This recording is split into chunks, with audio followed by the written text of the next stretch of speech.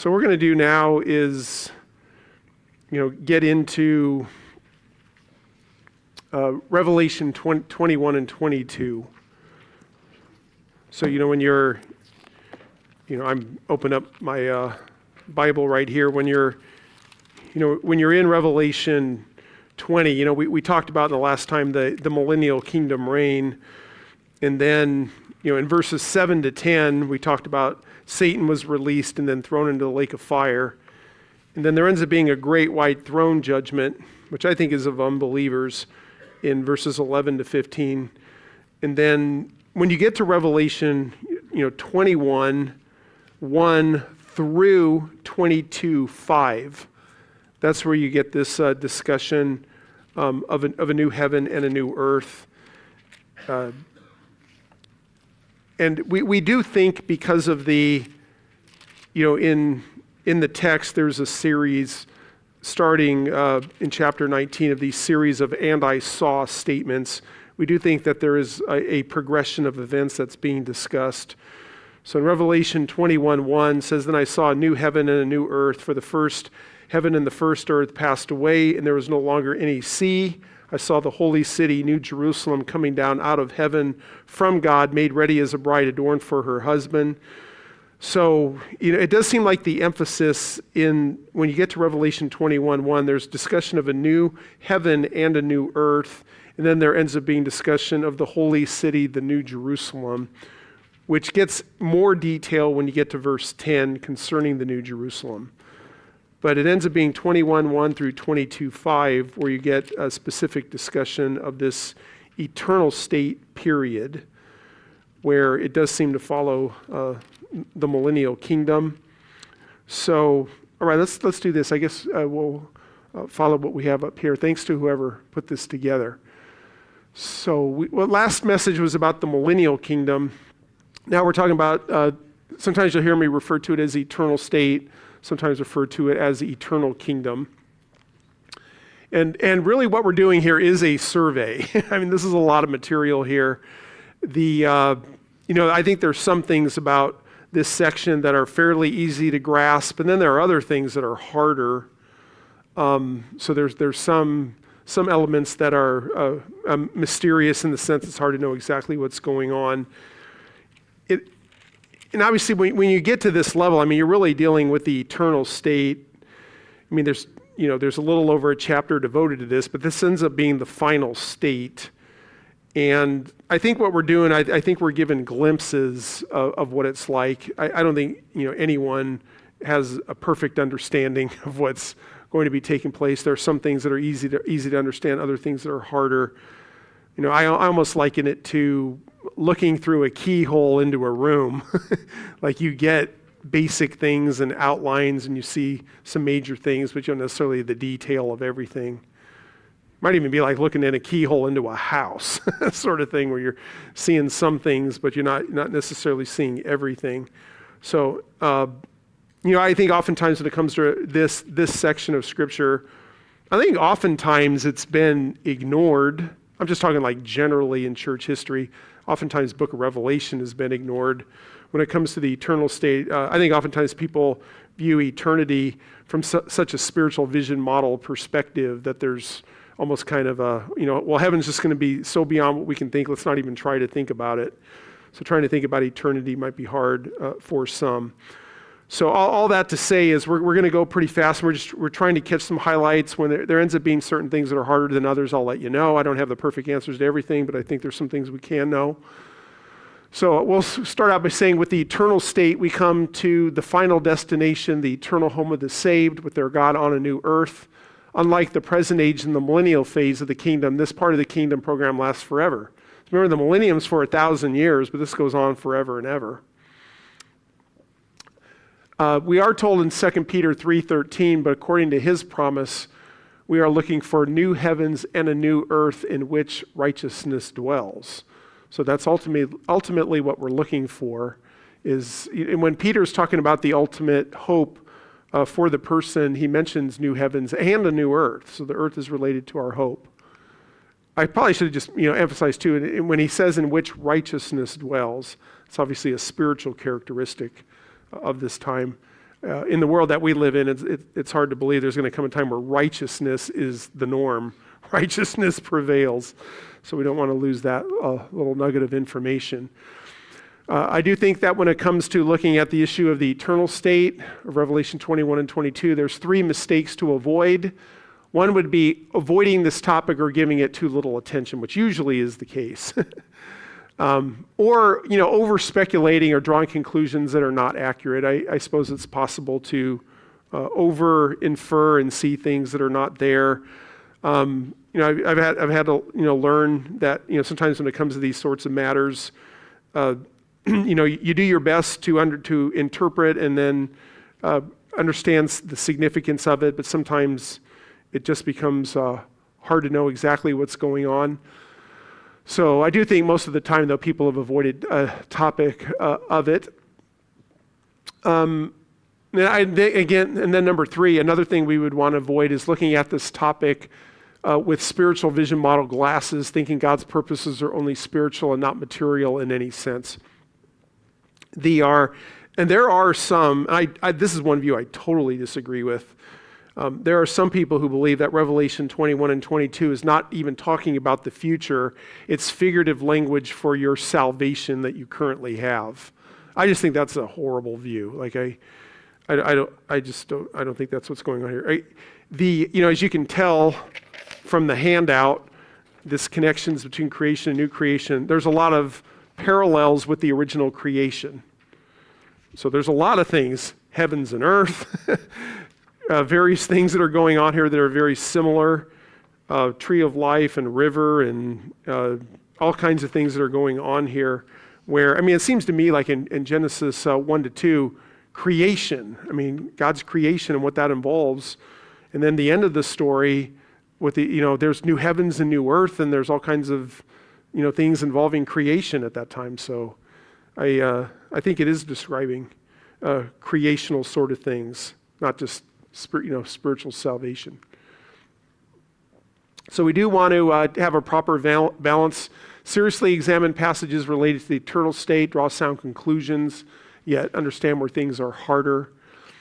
We also have to be careful with inferences we draw from a text. So we have to, there's one thing I oftentimes think about when we're interpreting the Bible. We want to interpret it accurately and then draw the significances and implications that are, stemming from that text. So we don't want to under infer or over infer. So sometimes you do have to, try to get that balance. So starting points for understanding the eternal state, there is real and sufficient knowledge that we can have. It's not just a colorful way of describing our present salvation.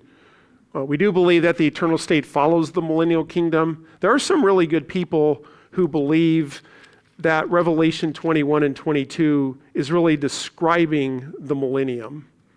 So some will say that, Revelation 21 to 6 is basically just kind of quickly telling you, this millennium of Jesus happens, and then they believe Revelation 21 and 22 is giving information on the millennium. So there's some good people that hold that. There ends up being certain things that I don't think make that the right view. Like it seems to me in Jesus' millennial kingdom, he's reigning specifically from David's throne. It seems like in the eternal state, you have the same throne of the Father and Jesus at that time. So there's going to be several. There's probably a case there is some sort of millennial temple according to Ezekiel 40 to 48, but we're told in Revelation 21 there is no temple at this time. So even though I understand what some people are doing, I don't think Revelation 21 and 22 is explaining the millennium of Revelation 20. You do have these series of and I saw or then I saw statements from chapter 19 through the first few verses of 21. I think it's progressing a narrative. Anyway, that's all to say. I do think it's after the millennium. Let's see here. So number 4, there are strong parallels between the creation of Genesis 1 to 2 and the new creation of Revelation 21 to 22, so much that the new creation is, in important ways, is a restoration of the originally very good creation of God.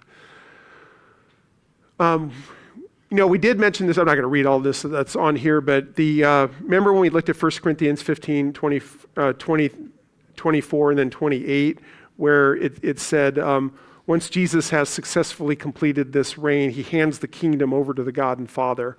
So I think that's where you get Revelation 21 and 22. So I think that reign of the Messiah is Revelation 20, and then the aftermath of that is Revelation 21 and 22.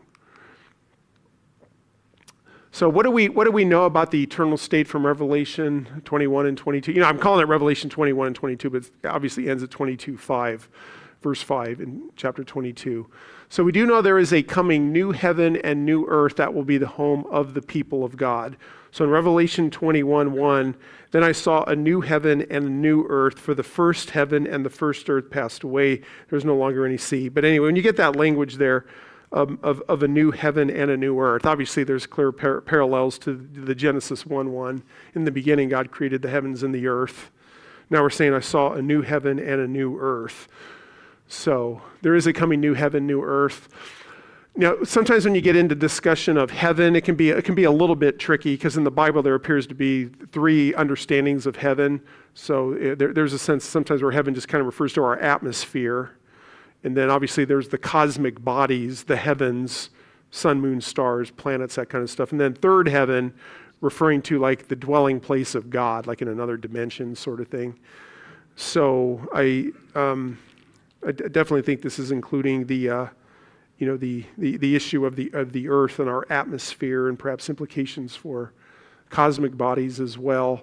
I just have a quote here from a commentator, Alan Johnson, who said, "It is remarkable that John's picture of the final age to come focuses not on a Platonic ideal heaven or distinct paradise, but on the reality of a new earth and heaven. God originally created the earth and heaven to be man's permanent home." So that's a new creation model statement. When he says not the Platonic ideal heaven, that's the spiritual vision model. The Platonic ideal is Platonism, philosophy coming from Plato. So that's what we would call that, going back to message one, a strong new creation model statement and affirmation. Okay, so what do we know about the eternal state from Revelation 21, 22:5? Number 2, we are told that this new heaven and new earth replaces the present heaven and earth, which are said to have passed away. So you get some language of discontinuity here. I saw a new heaven and a new earth, for the first heaven, the first earth passed away, and there was no longer any sea. Now we do come into a major issue here on the heavens. We're talking about the first heaven and the first earth passed away. So there's going to be two understandings of how the new heaven and earth replaced the first heaven and earth. And I would say, I think there's good people on both sides of this. Like, I don't hold to the annihilation replacement view anymore, but I understand why some would hold to that. There's some pretty strong language of discontinuity. But the one view is what we call annihilation with replacement. So this is almost, kind of like the super nuclear bomb that just obliterates planet Earth, knocks it out of existence, and then God comes in with the whole entire new out of nothing creation. So, some believe that's what's going on here. Some of the language that could be used to support that, Revelation 20:11 talks about earth and heaven have fled away. Revelation 21:1, first heaven and the first earth passed away. In 2 Peter 3, when there's a fiery destruction that is talked about in 2 Peter chapter 3. Some people think the language of that indicates annihilation. I actually think the better understanding of that is that the fiery purging is so that the earth may be found or discovered, which I think is probably a more accurate understanding. But there's clearly strong fiery destruction language. I do think we should remember that in 2 Peter 3, when destruction by fire is being talked about, we're also told that Noah's flood of that day destroyed the world too. So you had Noah's flood was a destruction, but it wasn't an annihilation. In Matthew 24:34, heaven and earth will pass away, but my words will not pass away. So you definitely could be reasonable in thinking there's some sort of annihilation with a replacement. On the other side, there would be a renewal view that the new heaven and new earth has continuity with the present heaven and earth. Thus, there is a renewal. There would be a strong purging with fire because of 2 Peter 3. but not necessarily an annihilation with a start over. So this is where I'm tempted at this point to start going into details of 2 Peter 3 and details of Romans 8, all that, but if we do that, we're not going to be able to get through the whole entire, so I'm just kind of alluding to certain things.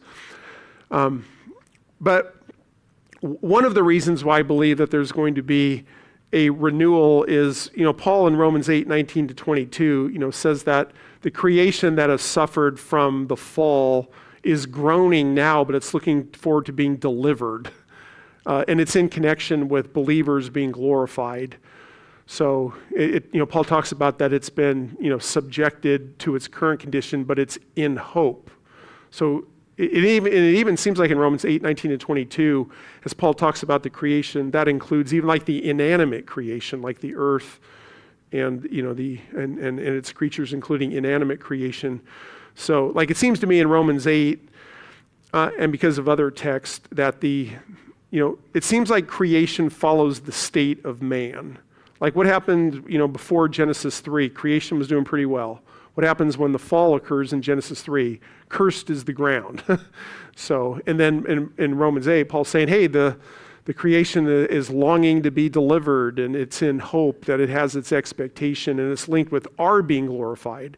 So Paul brings up our glorification as believers, and then creation gets better. So I become convinced that it seems like the creation follows the state of man, whether good or bad.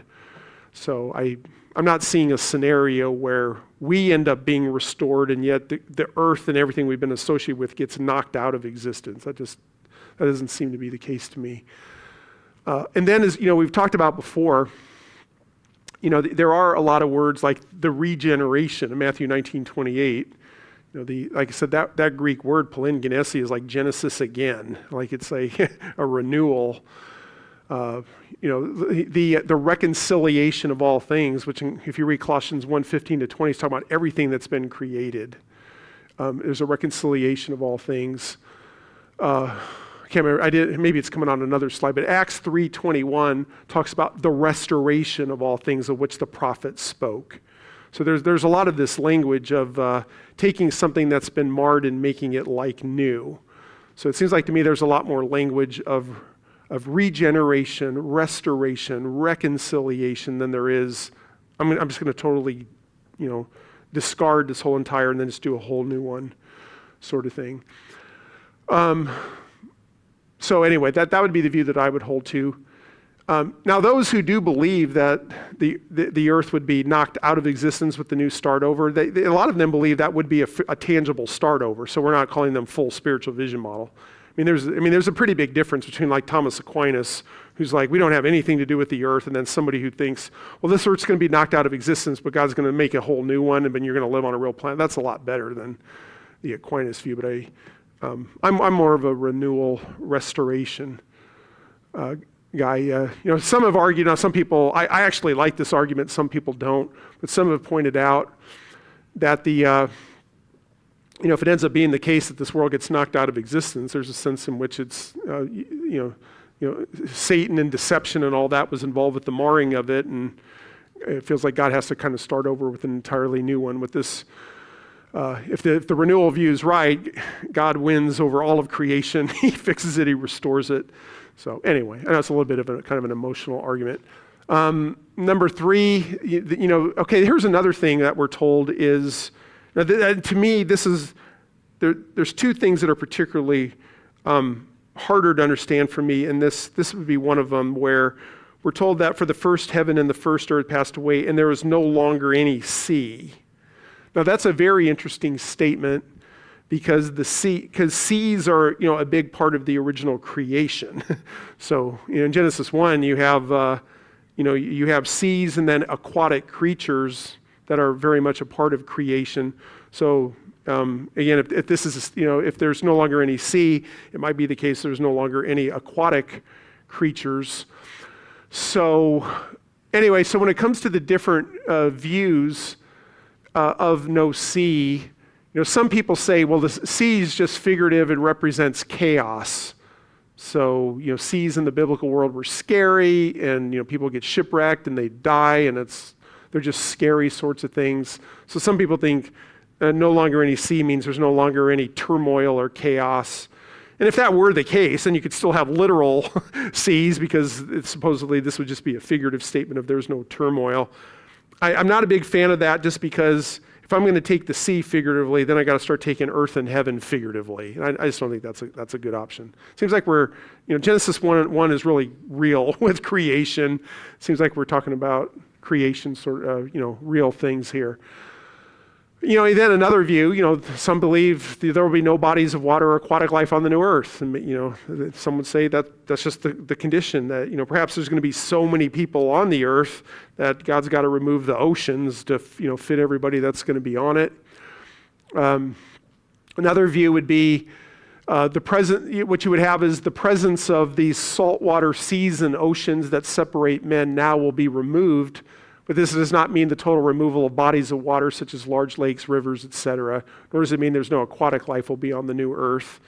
You also get into issues too. What did things look like before Noah's flood as opposed to after? And so some would say a statement that there's no seas doesn't mean there couldn't be large bodies of water, which I think that certainly could be true. We don't have time to go there, but in Ezekiel 47, water... Ezekiel 47 seems to be talking about kingdom conditions, and it probably has heavy reference to the millennium, but water is presented very positively in the kingdom in Ezekiel 47. So you get this depiction like coming from Jerusalem, where you end up having a trickle of water, and then it becomes a stream, and then it becomes this, in a good way, this overflowing, wonderful river that's gushing in a good way. And then it talks about people fishing in it, and then it talks about that this river is fresh water, and it'll actually go into the saltwater areas and make the salt waters fresh. And then God's going to make the creatures that lived in the salt water be able to live in the fresh water. So you get this wonderful, it's like water is good, there's fishing and creatures and all this sort of stuff. And so it does seem a little bit odd. Okay, now we're in the eternal state, get rid of all the water and all the aquatic creatures. And so, anyway, you got to be careful that we're not basing a view based on our emotions or what we hope to be the case. So, there is a river of the water of life that flows from the New Jerusalem. So we know there's water there, and water flows certain places. I guess another view is that there will be no heaven, earth, or sea as found in the previous era as affected by the curse. So, if we believe new heaven and new earth can refer to a transformed heaven and earth, perhaps it's that case with the sea. So perhaps it's the case, the first earth passed away, the first heaven and the first earth has passed away, and perhaps that last part, there's no longer any sea, is a statement of, the sea has passed away in the sense of it's being affected by negative consequences. So I've read some commentaries that have taken that particular view. So in other words, with this view would be, you don't have heaven and earth or sea as affected by negative things in the new earth, but it's not necessarily a statement that you don't have heaven, earth, or sea. So, I tend to be, I tend to be in the C and D area. I'm still kind of thinking that one through. If it is a statement that there's literally physically no seas, I don't think that would rule out that there still could be bodies of water or aquatic creatures. So that's one of the harder ones in my opinion. Okay, number 4, you have the holy city, the New Jerusalem, comes down out of heaven from God. So Revelation 21:1 talks about new heaven, new earth. And now verse 2 talks about the holy city, New Jerusalem, coming down out of heaven from God, made ready as a bride adorned for her husband. So the holy city comes out of heaven. The city to come appears to be the ultimate hope of Abraham, who was looking for the city. There's 2 views on the significance of the city to the new earth. Some today believe that the New Jerusalem is the new earth. I don't find that view good at all, because it seems like you're going to end up having, the New Jerusalem is going to be described as half the size of the United States. I don't think that's the whole earth. You're also going to have nations, it talks about nations coming into the city. It seems like they're going out and coming in. So I've never been a big fan, just said, well, the New Jerusalem is the new earth.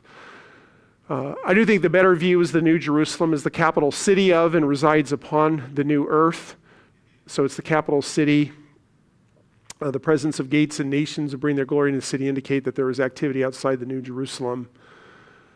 Let's see, Johnson states, that other guy we quoted earlier, since the Jerusalem from above is the new, Kaine, and that's worth mentioning too, Kaine, Jerusalem, we may suppose that it is connected in some manner with the old one so that the new is the old one renewed. So sometimes there's a technical argument made. Notice on the third line from the bottom, the Greek word kaine is, you always got to be careful sometimes because words can have interlap of meanings. But there's oftentimes in the new, like the word neos in Greek would mean entirely new, and kainos tends to be more in the sense of fresh, not necessarily a replacement of something else. So some would see, well, let's just put it this way.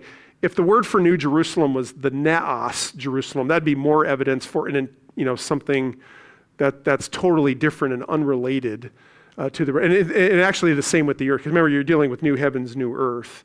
So if you end up having neos for new heaven, new earth, that might be more apt for entirely different, entirely new. So anyway, Johnson believes that it's connected with what has come before, whether it's Jerusalem or the heavens and the earth. Definitely it's going to have dimensions that I think are, when we see how it's described, it's going to be quite a bit bigger, probably bigger than what you're seeing with the millennial Jerusalem. Now in Zechariah 14, when Jesus comes again, there is transformations made geographically, geologically, or whatever to the area. So there's going to be changes even in the millennium. It's probably the case that what's going on in the eternal state is even grander and bigger. Now another verse here is, this is a great verse.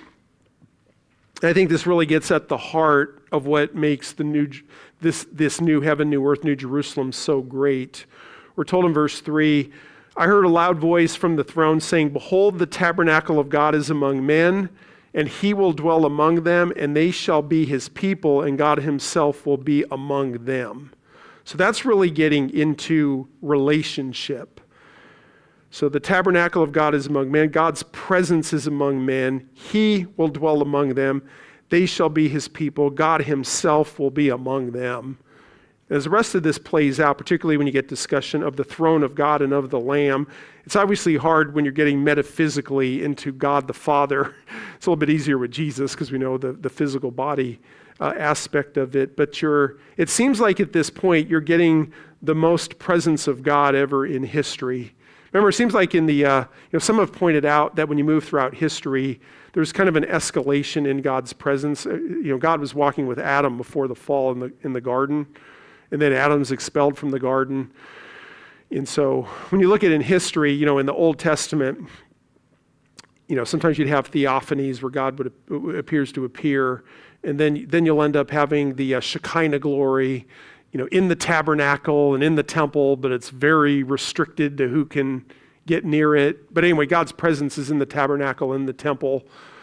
Obviously, when Jesus comes, you have a great escalation in God's presence. He tabernacled among us. But then when you get to the end of Jesus' ministry, so he says, it's a good thing that I go away because I'll send the helper. That's even better. So now God's presence is escalated with the indwelling Holy Spirit in believers. Then you get to the millennial kingdom. Not only is the Holy Spirit indwelling you, but Jesus is on the earth. Now it seems like it goes to another level because we're actually having God, the fullness of God. Again, I'm not saying God can be, located in any one area without being in other places, but you have a presence of God. There's something even going on with the Father at this level that's even greater than what was going on in the millennial kingdom. So that's very relational, and really is the best part. Is again, we're saved unto relationship, and this is going to be a part of it. And we do want to notice that he will dwell among them, verse 3, and they shall be. And again, I don't like the translation his people because it is laoi. It's not laos. It's laoi, which means peoples. And those peoples, as has been pointed out, will be linked with the nations that are talked about later in verses 24 and 26. So when it talks about they shall be his peoples, I think that's referring to ethnic national diversity there. So they shall be his peoples. God himself will be among them. And then when you get to verse 4, This is a great text. He will wipe away every tear from their eyes. There will no longer be any death. There will no longer be any mourning or crying or pain. The first things have passed away. So that's one of the best verses in the Bible right there. So in other words, anything that was negative, anything that caused sorrow, tears, that gets wiped away for good. So that's just an amazing statement here. Wipe away every tear, no longer any death, no longer any mourning or crying. Notice those first things that passed away was associated with the old order. Those are gone forever. So that's the effects of the curse are removed. Let's see another one here. Let's see in verse 5, you have the statement of God will make all things new. So in 21 verse 5, He, God, who sits on the throne, said, "Behold, I am making all things new." He said, right, for these words are faithful and true. So it's an interesting statement here. I am making all things new. Some have pointed out that it's not a statement, I'm making all new things, but I'm making all things new. So some people think that might tend more towards a renewal sort of view. So is God making all new things, or is God transforming the creation? Which that would be my view, more of a restoration, regeneration, reconciliation. And then let's see with number 8, believers inherit the new earth while unbelievers are barred from it. So, we're told in verse 6 that eternal life is given to people without cost, if they'll come to Christ. But verses 7 to 8, he who overcomes will inherit these things, and I will be his God, and he will be my son. But for the cowardly and here's a statement that this isn't for everybody, so this tells you universal salvation is of every individual is not in play. But for the cowardly and unbelieving and abominable and murderers and immoral persons and sorcerers and idolaters and all liars, their part will be in the lake that burns with fire and brimstone, which is the second death. So that's kind of a shocking, all of a sudden, whoa, we're going into the glories of the new heaven, new earth situation. And then it's a reminder that, again, you have to come the right way. You have to, again, it's verse 6, I will give to the one who thirsts from the spring of the water of life without cost. But you have to do that. So for the wicked, they don't participate in this. So it's a stark reminder that it's not for everybody. So the story ends well for believers, but it doesn't end well for everybody. Let's see, number 9, John has a vantage point of a high mountain to see the holy city, the New Jerusalem. So what you end up having now is, verse 9 says, one of the 7 angels who had the 7 bowls, comes up and says, "Here, come, I will show you the bride, the wife of the Lamb." So, the church is referred to as bride. Here we're saying that the capital city of the new earth is referred to as a bride. So I think that's bride metaphor is being used here. And it's at this point that you get, it does seem like Revelation 21, 1 through 8 is kind of like big picture, new heaven, new earth, new Jerusalem. It's going to be great. You're going to be with God, all this good stuff. But now you get into more details of the New Jerusalem, which appears to be the capital city. So according to verse 10, we're told that he carried John away in the Spirit to a great and high mountain and showed me the holy city, Jerusalem, coming down out of heaven from God. So it is interesting that, John's on a high mountain as he's being shown the holy city, Jerusalem, coming down out of heaven. So this does give some evidence that the New Jerusalem descends to a new earth and is not simply equal to the new earth. So again, what I'm referring to here is there are some theologians trying to say the new earth is the New Jerusalem and the New Jerusalem is the new earth. And I just don't think that's right. It seems like, I'm not saying this is the only evidence, but it seems like John's outside of it, seeing it come down. Also, number 10, the city has a great and high wall with 12 gates. 12 angels are at the gates. The names of the 12 tribes of Israel are written on the gates.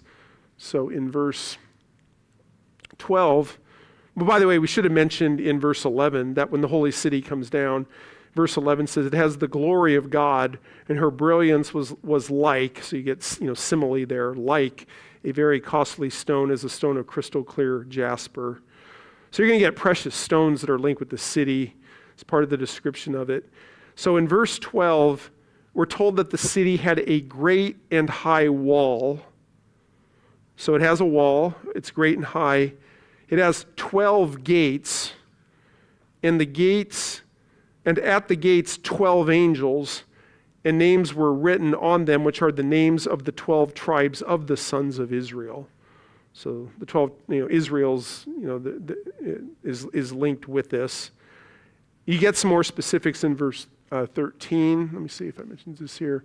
In verse 13, there are 3 gates at each direction, north, south, east. So I think this is significant, and again I think verse 13 shows some continuity with our present experiences now, where we deal with the directions of the compass, north, south, east, and west. So verse 13, there were 3 gates on the east, 3 gates on the north, and 3 gates on the south, and 3 gates on the west.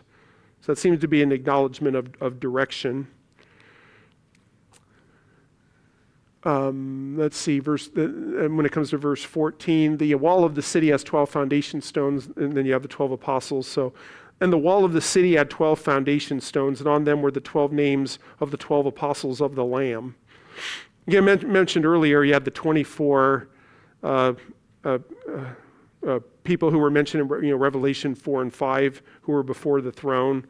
So, we have 12 tribes of Israel, 12 apostles mentioned. That's how come I think those 24 that are mentioned earlier are probably related to the sons of Jacob and the 12 apostles, but there's people who disagree with that. Let's see, number 13, the city and the wall can be measured, a little bit like was true with the temple in Ezekiel's description. Anyway, in verse 15, the one who spoke with me had a gold measuring rod to measure the city. So notice it can be measured, the city and its gates and its wall. And then what you get here is, according to point number 14, the city is laid out as a square with length, width, and height being equal, 1,500 or 1,400 miles each. So this is another one, like this one to me is kind of comparable to there is no longer any sea, and that this one is like it gets harder to know exactly what's going on.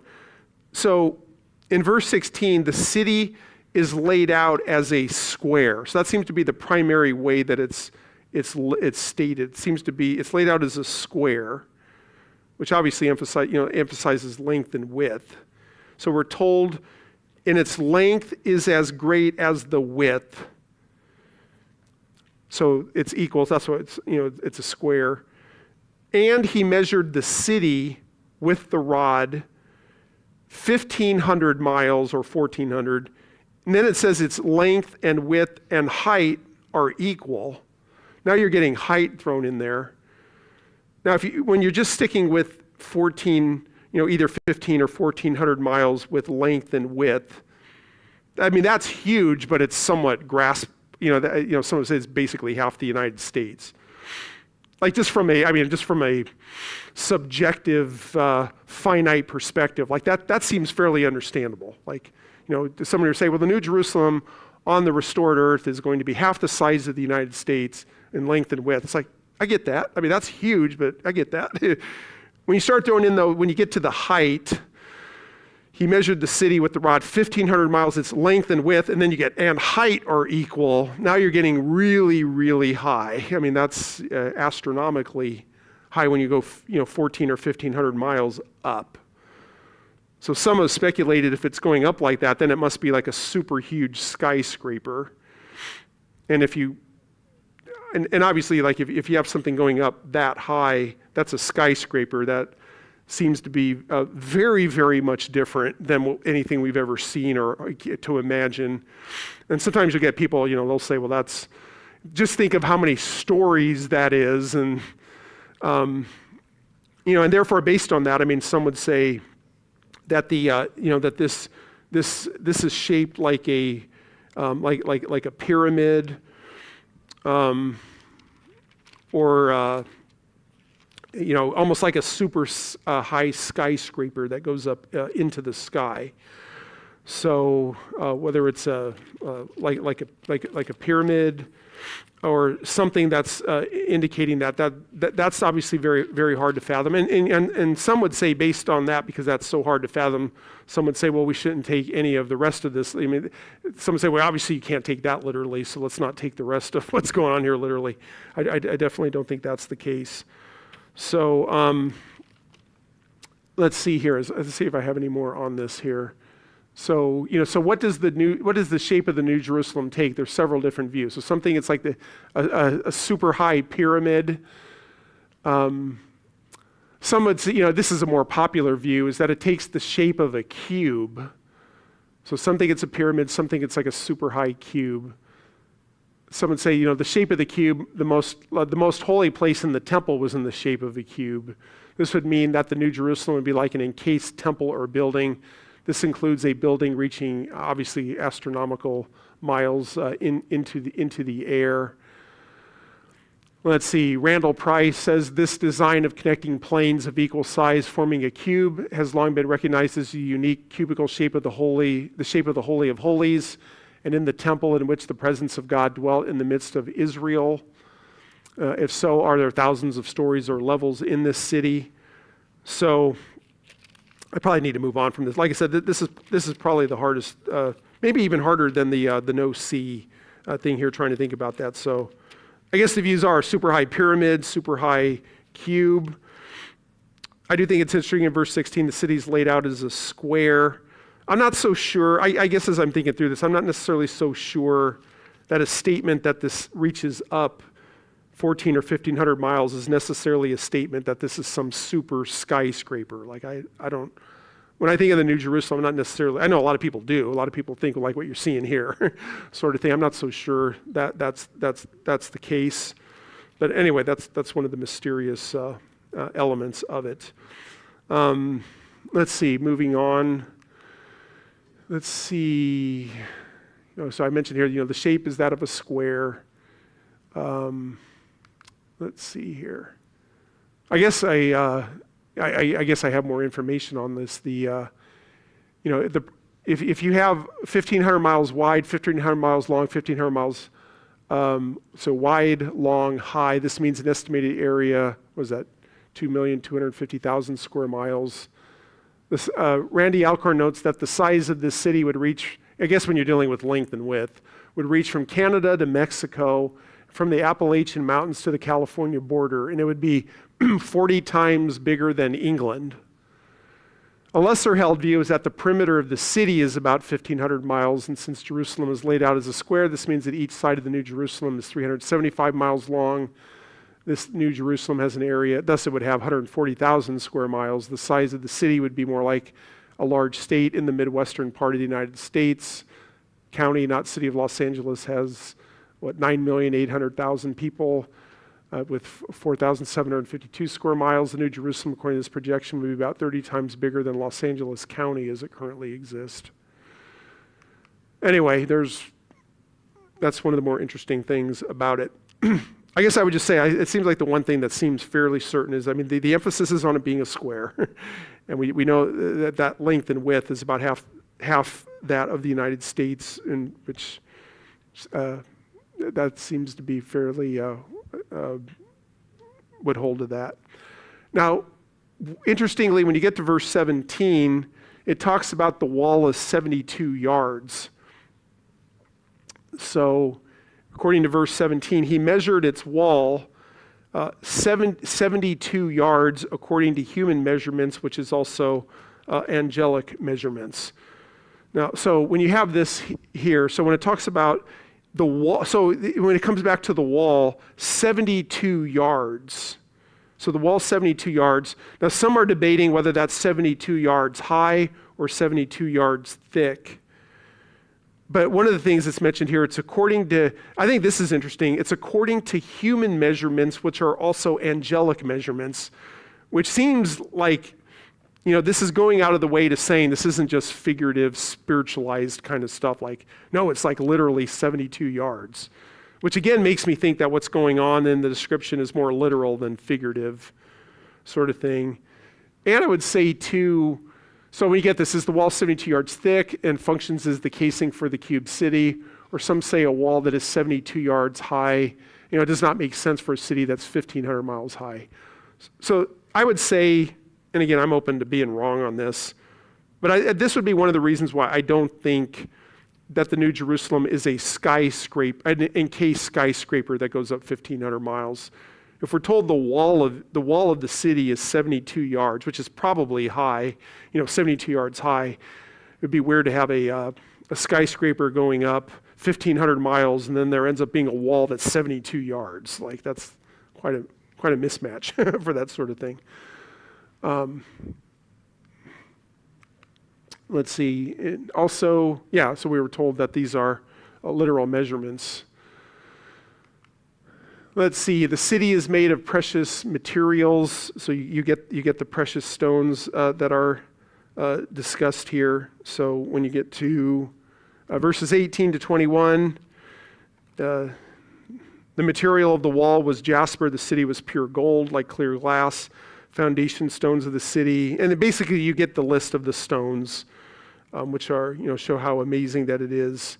We are told in verse 21, the 12 gates were 12 pearls. Each of the gates was a single pearl, and the street of the city was pure gold, like transparent glass. So you end up getting the likening of the street of the city was pure gold, and then it's like transparent glass. Okay, when you get to, let's see here, verse 22, we're told there is no temple in the city because God and the Lamb are its temple. So verse 22, pretty significant. I saw no temple in it, for the Lord God, the Almighty, and the Lamb are its temple. So again, there's, I think it's probably the case in the millennium that Ezekiel's temple, Ezekiel 40 to 48 is there. And again, this would appear to me to be one of the reasons why I don't think Revelation 21 is explaining Revelation 20, because I do think there's probably Ezekiel's temple of Ezekiel 40 to 48 that's there. But here we're told there is no temple. So if it ends up being the case, this is describing the millennium, then there's no temple in the millennium, which I think there probably is. So I saw no temple in it, for the Lord God, the Almighty, and the Lamb are its temple. And then, this is interesting. The city does not need the light of the sun or the moon, since the glory of God and the Lamb provide its light. So in verse 23, there's another, this is interesting to think through here. So we're told in verse 23, now again, we're talking about the New Jerusalem. We're told that, and the city has no need of the sun or of the moon to shine on it, for the glory of God has illumined it, and its lamp is the Lamb. So I guess we go from what we know to what is a little bit harder. For sure, the New Jerusalem does not need the light of the sun or the moon. And one thing we know is that the glory of God illumined it, and its lamp is the Lamb. Now, is a statement that the New Jerusalem doesn't need the light of the sun or the moon a statement that there is no sun or moon? I mean, people debate on that. Like, I don't necessarily think that's the case. Like, I think that the saying is the city's lit up by the glory of God, and you don't need the sun or the moon for its light. I don't necessarily think that means there is no sun or moon. Some people do. Some people say, hey, there's no sun or moon when you get to the eternal state. I would just say, anyway, that might be inferring too much, but there's debate on that. So anyway, the two views on it. Some would say sun and moon no longer exist, or a statement that the New Jerusalem does not need the sun or the moon for light does not mean the sun and the moon don't exist, nor does it mean that the sun and the moon's light cannot be present on other parts of the new earth. So I guess that's an interesting question there. Is there sun and moon and stars and cosmic bodies? I mean, I tend to think there are, but there's people who don't think they're there. If the New Jerusalem is always lit up, does that mean that the rest of the new earth is always lit up? Like, not necessarily. Anyway. So another thing to think through. Another thing would be, nations will walk by the light of the New Jerusalem. So verse 24, I think, is pretty strategic. The nations will walk by its light, by the light of the New Jerusalem. And notice the kings of the earth will bring their glory into it. So you have the mentions of nations there. The nations are probably similar to the peoples of verse 3. So, but it does talk about nations walking by the light of the New Jerusalem. Notice it mentions kings of the earth. So it seems like they're still leaders of these. And it also seems to indicate, too, that we're probably still dealing with geopolitical entities, not just saved people of nations, but actual nations that have leaders. So the nations will walk by its light. Kings of the earth will bring their glory into it. Glory, as I've looked at various commentators, most think glory refers to cultural contributions. It's hard to know exactly what that means, but whatever is being done on the new earth by the nations is for the glory of God, and that's part of their tribute and worship and those kinds of things. So it does seem to infer, again, you don't want to over or under infer, but it does seem like nations exist, and it's more than just people from various ethnicities because they have kings. So there's nations, there's kings. It does seem like there seems to be some activity going outside the city in order to bring their glory into it. So it seems like there's activity outside the New Jerusalem. Let's see. And, as we're thinking of on point B here, when you get into the issue of the presence of nations, Genesis 10 to 11, Table of Nations, is where you have, after the Babel event, where you have the spread of, the ethnicities and the nations.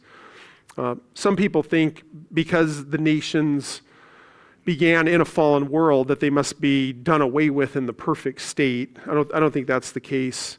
Here they show up in the eternal state. So that seems to be that they're here.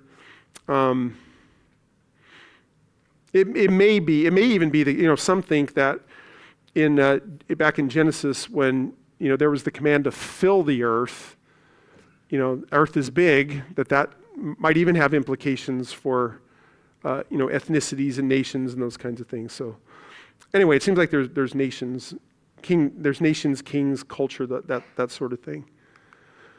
Let's see.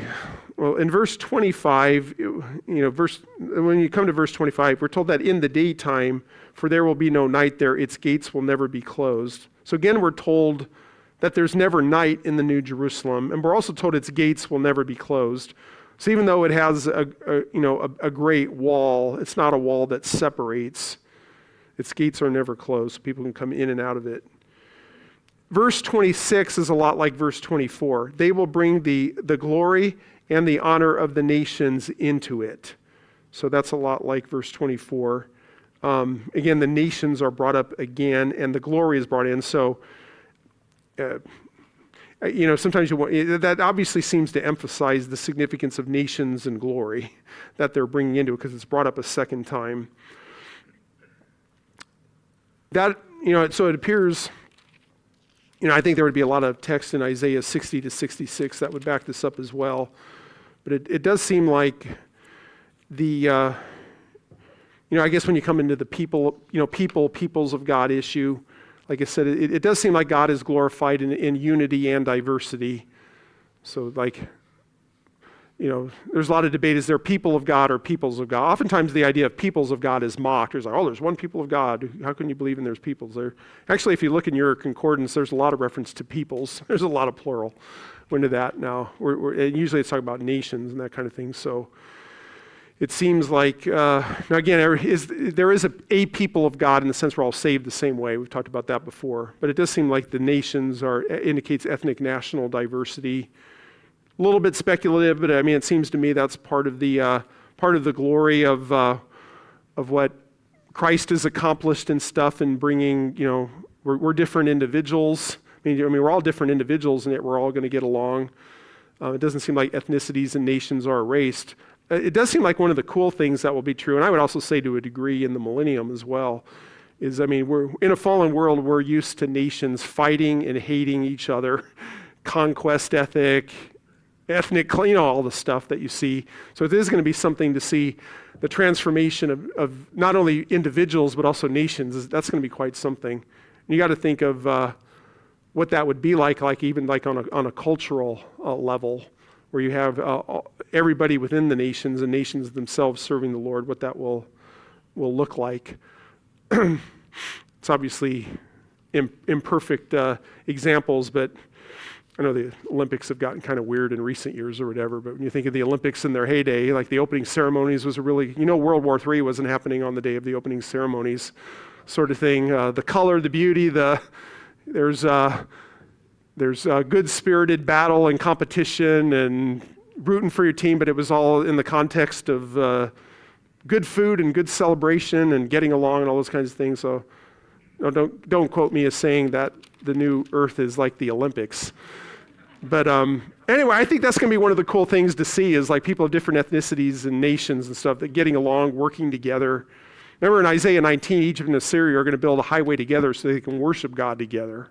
So you're going to see nations getting along. Let's see here. And again, that reference to the glory that they're bringing in seems to be real activity and culture.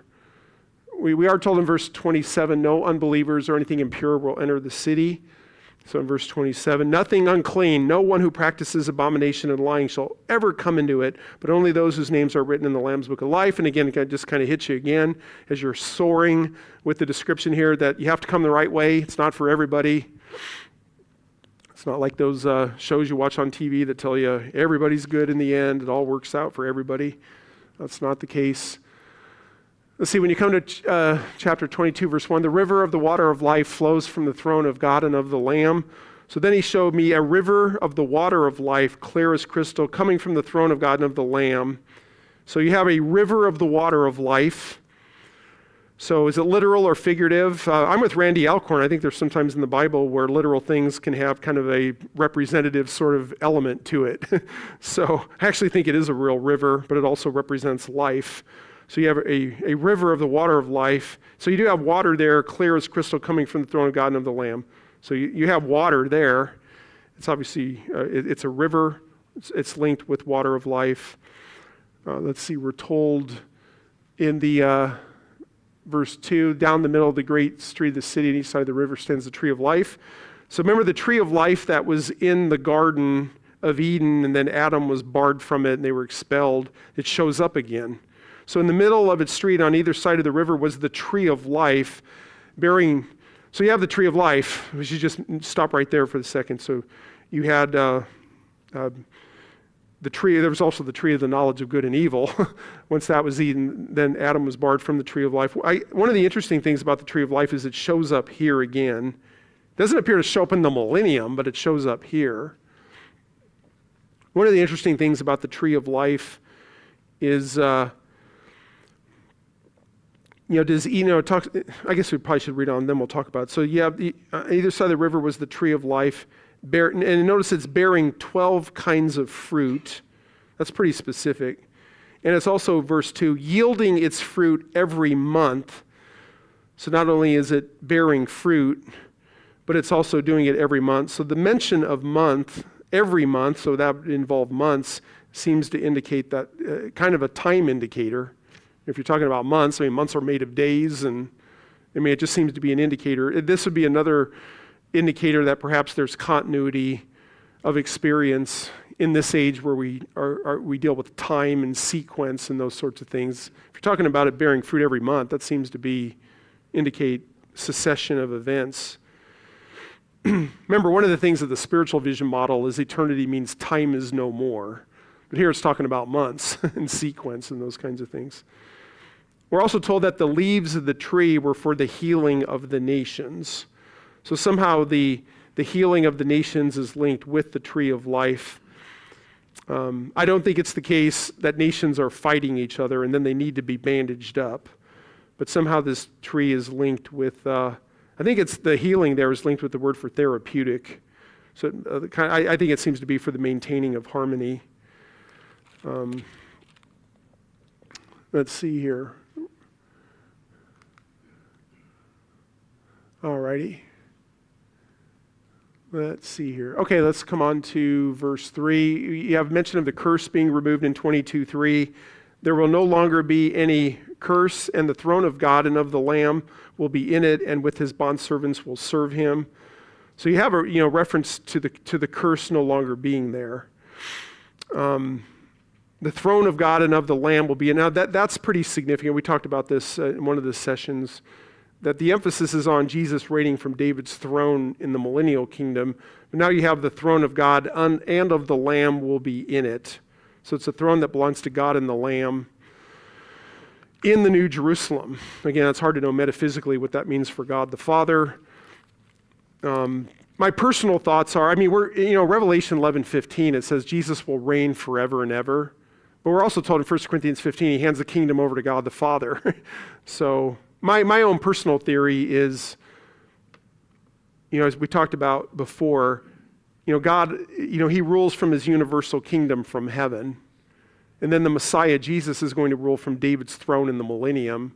So maybe there's some kind of merger of those at this point. You appear to have some kind of presence of God the Father with the New Jerusalem in some sense. Is there a... and you also think of, was it Matthew 6:10? Is that where you have the Lord's Prayer? You're supposed to pray for your kingdom come, your will be done on earth as it is in heaven. So when you think through the significance of that, God's will is always done in heaven, but the prayer of Jesus was, your kingdom come, your will be done on earth as it is in heaven. And so now Jesus seems to accomplish that with the millennium. And then, my theory would be, until I see something better, you might have a merging of the universal kingdom and the Davidic throne at that point in some way. All right, let's see here. Moving on here. Let's see. Verse 4. They will see his face and his name will be on their foreheads. So, that's a very intimate relationship there. Seeing his face, his name will be on their foreheads. I think that's a lot like Revelation 21:3, where it talked about, he will dwell among them, they shall be his people, and God himself will be among them. I do think, I would say that I don't think, our salvation as individuals is just an end in and of itself. So in other words, like I understand there's truth to the being a trophy of his grace. Or a lot of times when I heard the trophy of the grace, which I think has some truth to it, I'm just saying it's kind of like in eternity, you're kind of up in the shelf, trophy of God. People walk by and go, oh, look at God's grace. So, that's kind of a silly kind of example or whatever. But it seems to me that we're saved for relationship. So in other words, as God saves us, we're able to have full fellowship eventually with God and with other people in a rich sense. It also seems like we're saved to be able to function like we're supposed to do. But anyway, we're in the presence of God. That's the best part of this situation. Seeing his face, his name will be on their foreheads. So you have intimate union with God, seeing God, however that looks like. And yet we did see other things going on. Nations are doing their thing. They're bringing their glory into the New Jerusalem. So in addition to that, there's also function and those kinds of things. So it all works together. And then verse 5, which is this is the they lived happily ever after statement. There will no longer be any night. They will not have need of the light of a lamp nor the light of the sun, because the Lord God will illumine them. And then that statement, they will reign forever and ever. So remember Genesis 1:26, God wanted man to rule and subdue, and then you get to the very end here, they will reign forever and ever. So I don't think there's any negative coercive element to this reign at this point. There is the mention of kings earlier, so there, even in a perfect state, there seems to still be some sort of governmental function and societies and those kinds of things. Probably our reigning would be doing what God has gifted you to do for his glory and for the and love of others and sorts of things. So. Okay, so that was kind of a jet tour through that. All right, what time are we at right now? Okay, this might be a good time as we surveyed that to see what you guys think as far as questions and stuff. Yep. I have a multifaceted question. Okay. If we take the building as a cube, let's assume Yeah. 1,500 molecules. Obviously, the tree of life and the river cannot be flowing through that creek queue, so they're going to be outside of the queue, perhaps outside of the city, Yeah. or maybe in the city somewhere. So, and then you said something also about the city itself will not need the sun or the moon because the Lord himself will illumine Yeah. the city. Now, if there are other people in the rest of the world and they need to grow crops and things like that, they wouldn't need the sun in order to grow their crops unless God could illumine not only the Yeah. city but the entire planet at one time. Yeah. Which he can do anything. He could do that, right, yeah. So, and also, the next facet of the question is, who are the people in the city? Since we're all, in the eternal state, we are all saved now. There are no more room for Right. anybody to Yeah. be sinful. Who are the people in the eternal city versus the people that are outside of the city? Yeah. Because it does talk about the nations. The nation. Yeah, that's a good question. Like who's, so I've done some thinking on that. I don't think I have the perfect answer. I would say that, I mean, it is interesting that like Jerusalem is still viewed, I think there's continuity with Jerusalem as like a capital city. And so, and it's interesting the dimensions of the New Jerusalem. You know, some have noted that the dimensions of the New Jerusalem might be similar to the land dimensions of Israel in Genesis 15, 18 to 21. Yeah, so in other words, like the fullness. So there's, I guess my short answer is, it wouldn't surprise me like if geographically living wise, like Israel in general might be kind of the most dominant of those in that vicinity, and that the nations could be like Egypt and Ireland and, you know, all those others that are part of it. Now, I still think that the New Jerusalem is the city of everybody. So it ends up being everybody's city, and I'm sure everybody has access to it and is a part of it. When you try to think through the details of, well, how much, there are certain people who just are only in the New Jerusalem all the time. Like the fact that there's nations bringing stuff in, it seems like they're coming in and out. It would seem that you can go in and out. I guess my guess would be is it's all of our city. I mean, it's our city. We have full access to it all the time whenever we want. But that doesn't mean there wouldn't be activity outside of it. If it ended up being the case that Israel was most geographically close to it, that wouldn't surprise me. But it's, anyway, those are my thoughts. Well, then the thing is, we could obviously travel rapidly from the city to even places like the United States, whatever, because since once we die, we're instantly with the Lord in the third heaven. Yeah. That's pretty fast travel. Yeah, so who knows with the situation, you probably wouldn't have much, even if you are a long way away, it wouldn't necessarily be, it takes 2 weeks to get somewhere, yeah. Mm-hmm. Let's go here and then we'll come back here. Go ahead. Yeah, go ahead. Is it Beverly? Yes. Okay. I've heard someone use the term uncreation of the earth, you know, that's as far as the old heaven and earth passing away. Yeah. Do you think that's accurate?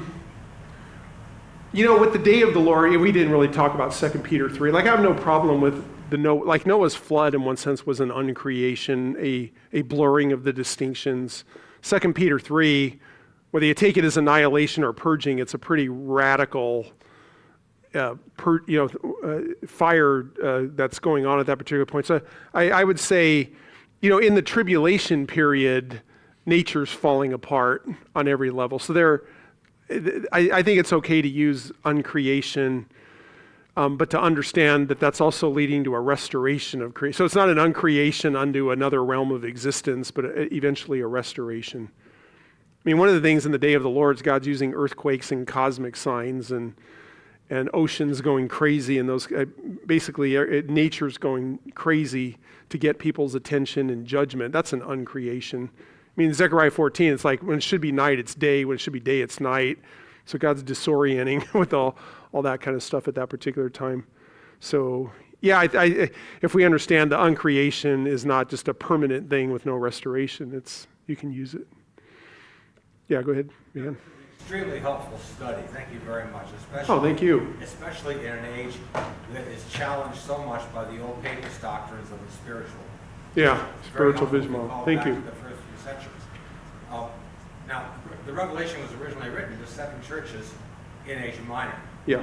And it ends the verses we didn't get to, because they weren't part of your topic, Yeah. are the end of that epistle, showing that really the whole thing is intended to be carried, first of all, to these 7 churches. So now I'm a believer. I'm in Pergamos, or I'm in Thyatira, I'm in Sardis.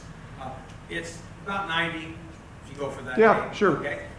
And no one's ever heard of a spiritual vision model.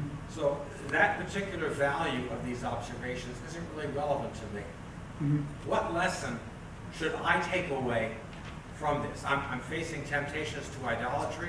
I'm facing temptations to fornication.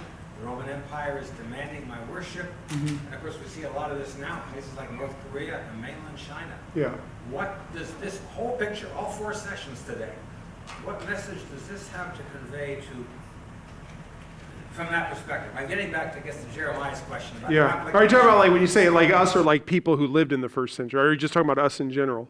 Well, I'm thinking of using the people of the first century as a model for us. Yeah. I think maybe we're more like them than we'd like to think Yeah. we are. Yeah. But it's wonderful to be able to reconstruct this picture in my mind and maybe build Yeah. a model of it and Okay. so forth. Yeah, that's fair. What's the practical application here that's Yeah. going to make me more effective in my life and witness to Yeah, the Lord? I guess it would be to understand, I mean, it's in the context, we know there's certain events that are to come. You have that pattern, there's this present age, and then there's going to be a day of the Lord, and then the Lord's going to come, he's going to set up a kingdom and then reign, over nations and that sort of thing. Restoration of Israel, restoration of nations. So I guess what we would say is that we know those events are going to happen, and what's described in Revelation is describing the present age and the day of the Lord and the second coming and the kingdom. We also know that unlike Jesus will say, when it comes to that whole package of events, nobody knows the day or the hour. And then in Acts 1:6, Lord, is at this time you're restoring the kingdom to Israel? It's not for you to know times or epochs. And so we know that we don't know when that whole package of events breaks out, but we're to live in light of them. So 2 Peter 3 is like there's scoffers about Jesus coming again. He's like, hey, just as Noah's flood hit people unexpectedly, you need to be prepared. I do think the statements of Jesus coming quickly and soon and statements of the kingdom being near, I think those are more statements of imminence, not demanding they must happen very soon, but it could. So I would say the thing is as we live in a fallen world and we face the terrible things that we do, we understand that God has this under control. He's going to take things back with the day of the Lord and the establishing of his kingdom. We don't know when that's going to happen. Those events might break out today. They might break out tomorrow. They might break out in 100 years. So whether you're living in the first century or now, those are events that are still going to come. We don't know times or epochs, but they are coming. And understand that everything we do now is worth it. Nothing is lost. Don't be downtrodden by the world and its circumstances, because in the end, Jesus fixes it all. That's what I would say. Jesus wins. Jesus wins, and then we win because he wins. Yeah, go ahead. A couple of things. I think about, that Jesus restored our fellowship with the Father. I think about that 15,000, whatever it may be, right? That, you got the second heaven, you got the third heaven. Yeah. But to think that we have access to the throne room of God. Yeah, now, right, through yeah. our prayer, which is just an amazing It is thought. amazing, And yeah. so the thing is, it isn't like the Father isn't involved in this equation. Yeah. It's just Jesus. We are.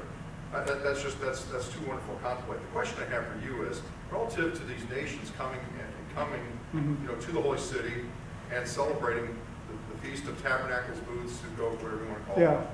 I find that interesting. Why would they be doing that?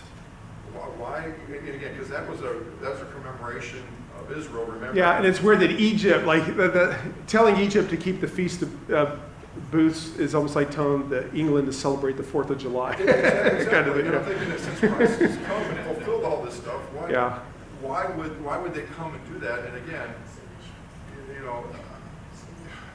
I don't know. I look at some of that because I'm hearing people. I talked to a guy this week who said that his church is going back and celebrating the Jewish feast day. Okay. And I was kind of like, well, why? What is the, because Okay. we don't celebrate Christmas now, we celebrate the Jewish feast days. Yeah. But is your question, I just want to make sure I'm Now, the narrowing question it. is, why are these nations coming to celebrate something that was Yeah. commanded to the people of Yeah. Israel Yeah. back in the day? Yeah. As a remembrance of their ancestors being out in the wilderness. Yeah. Yeah. I don't know if I have the perfect answer. I mean, there is a sense, which the nations are called. It ends up being the means God and Christ have determined that this is the means by which they can show tribute, homage. I mean, it is a submission issue. It's a, there's a sense in which I'm guessing a little bit. I mean, the nations, there's a sense in which a big part of the prophetic storyline is the nations keep hurting Israel. Now, Israel does a lot of stuff to shoot themselves in the foot, sort of too, but the nations keep persecuting them. But you get statements like in Isaiah 14 and others where God's going to show the nations. Part of his electing purposes for Israel is to show the nations that he's serious about Israel. Joel 3 is a judgment of the nations on how they treated Israel. So I'm just being a little bit speculative here, but the nations throughout its history continually oftentimes have been very negative and hurtful towards Israel. I don't know whether instituting those sorts of things as part of really shows humility on the part of the nations for Israel. I don't know. But the one thing I do know, it's an act of worship, homage, those kinds of things. As far as we'll probably have to find that out in the. I don't have a perfect answer. Are you acquainted with the view that in fact our Lord was born on or about the Feast of Sukkot? I haven't heard that. I'm not denying it. I just The haven't feast- thought of the that. feast- The Annunciation of Zechariah, Yeah. what we can tell about the course of Abias and Yeah. what he would have served. Case can be made that this is the birthday of the king. And that's why Yeah. when the Word became flesh and tabernacle Yeah. among us. Yeah. But that's the significance of it, not the Old Testament. Yeah, I'm gonna guess there's probably someone who could probably give you a better. I'm just admitting I'm not giving a good answer. Yeah. I got 10, I just don't know how she would feel about it. Yeah. Yeah. Yeah. Just, I'll think about my. And again, I do think it's representatives. It's not everybody doing it. Yeah. Yeah. Go ahead. Okay, back to the sea. Yeah. Well, I guess first question, in your study of the New Jerusalem, have you examined the tabernacle and the temple? Incredible, details. Have you kind of overlaid those thoughts with these thoughts? Have you done that?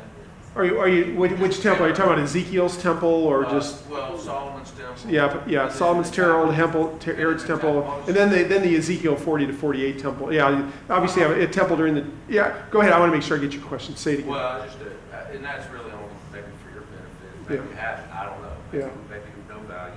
But in particular, in 1 Kings, it says that the laver was built upon 12 alts. Okay. 3 facing north, 3 facing Yeah. south. Yeah. Just like it described the gates. Yeah. I don't know. Now, maybe that's just coincidence and has no significance. Yeah. But one fellow, I think several years ago, explained to me, and he might be completely wrong, but that the explicit mention of no sea was in reference to the laver being removed. Okay. There's no need for washing. Okay. So in Revelation, was it 4 or 5, when they're Yeah. casting their crowns, there's a sea there for the front. Okay. And the tabernacle and the temple have a laver for washing. Okay. But here in the new heaven, the new earth, there is no need for washing. Okay. Yeah. Have you heard, are you, I'd be willing to look at that view. I haven't heard. I'm not real familiar. in Kings, it refers to it as a sea. Yeah. Yeah. Okay. It refers to the laver as a sea. Right. I do think, because like I said, you get the parallels with Genesis 1, heavens, earth, big cosmic sail, seas. I think that's probably what's going on there. But I haven't heard that view, but I'd take a look at it. is in John 14 where Jesus says that he is in his Father's house already rooms and that Mhm. he's going to prepare a place for his disciples, and by extension us. Yeah. Do you think that's referring to him building the New Jerusalem and then that will ultimately come down? Is that? It could be. I'm going to be honest with you. John 4. There still starts with. I'm thinking through on that. I mean, obviously, it could have relevance for raptured church positions there. Could it have implications for? I think it could. I mean, I think it could have implications for the New Jerusalem that's coming. How the church relates to it after the rapture. We know it doesn't come till after the millennium. What's described there. If it does involve the church now, does the church vacate it as it comes to earth, and then the New Jerusalem comes 1,000 years later, and then you're in it again? I mean, some of those gets a little bit hard. So I don't. John 14 is one where, I actually do think it's related to pre-trib rapture sort of stuff, but I'm still thinking through some of the implications of that. Right. All right. By the way, before Randy says anything, again, we didn't really cover the handout, but it does show a lot of continuity between Genesis 1 to 3 and Revelation 21, 22. Hope you find that helpful, and appreciate our time together. Thank you for the questions too.